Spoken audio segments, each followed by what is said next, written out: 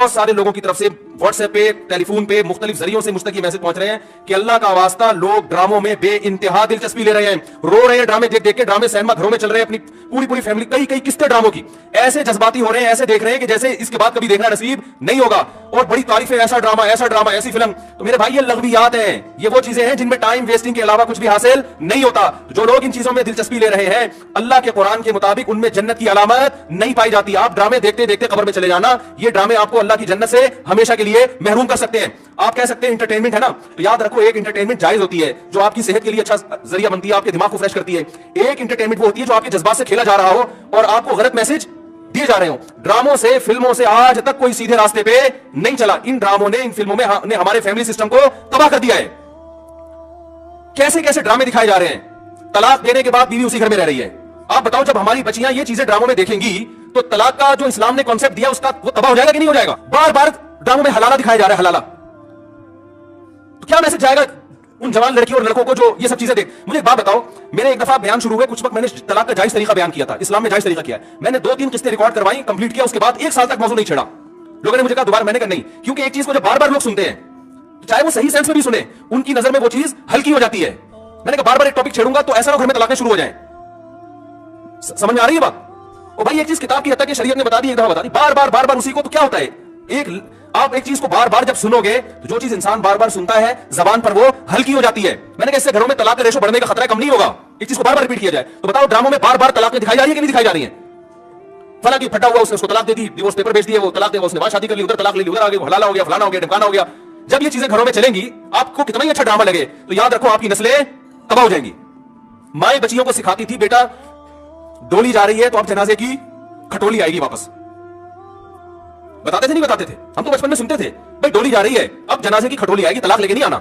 हाँ, जहां जायज तलाक है हम तो कहते हैं कि वो जायज है, उसमें इतना जुल्म जायज नहीं है कि बच्ची को बेड़ा गर्क कर दिया फिर भी आप बता दी। लेकिन उसूल तो यही है ना कि ये बुरी चीज है।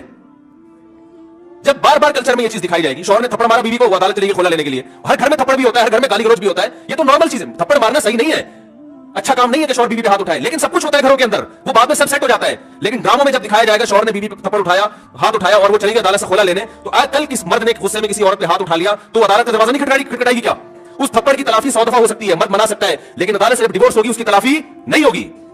मर्द के दिल में नफरत पैदा होगी, इससे मुझसे तलाक क्यों मांगी, क्यों गई है डिवोर्स लेने के लिए, बच्चों के बच्चे तबाह बर्बाद हो जाएंगे। तो इन ड्रामों से फैमिली सिस्टम को जोड़ा नहीं जा रहा, जोड़ के नाम पे तोड़ा जा रहा है।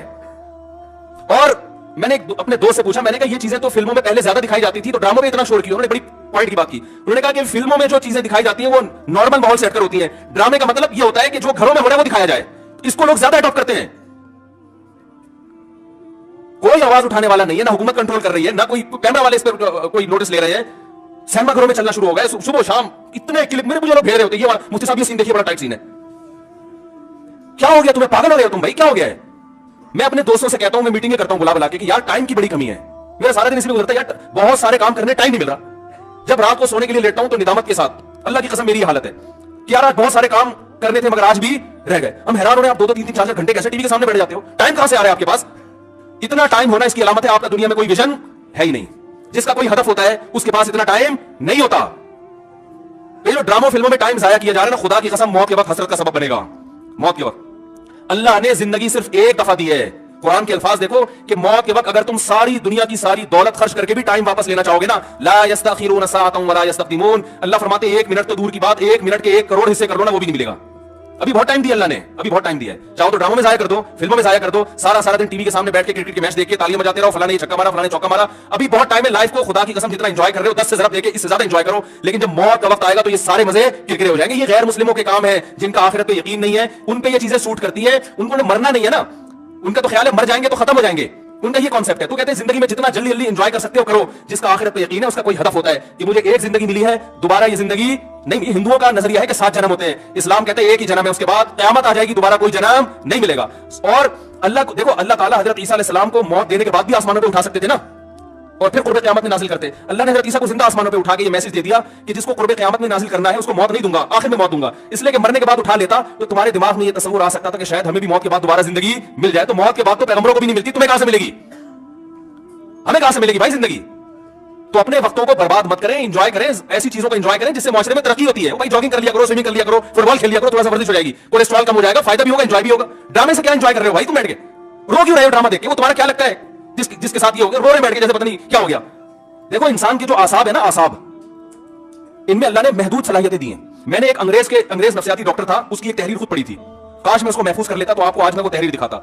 उसकी रिसर्च थी कि दुनिया में जो डिप्रेशन, चीखो पुकार, मार धाड़, चीजों को तोड़ फोड़ का जो कल्चर आया है, ड्रामा और फिल्मों से आया है। ये जो आज बच्चियां मां पे चीखती है ना, आप उनकी हिस्ट्री चेक करें, ड्रामे देख के चीखती हैं। मां ने कुछ तेज आवाज में बात कर दी, बच्ची एकदम चिल्लाएगी क्योंकि उसने ड्रामे में लड़कियों को चीखते हुए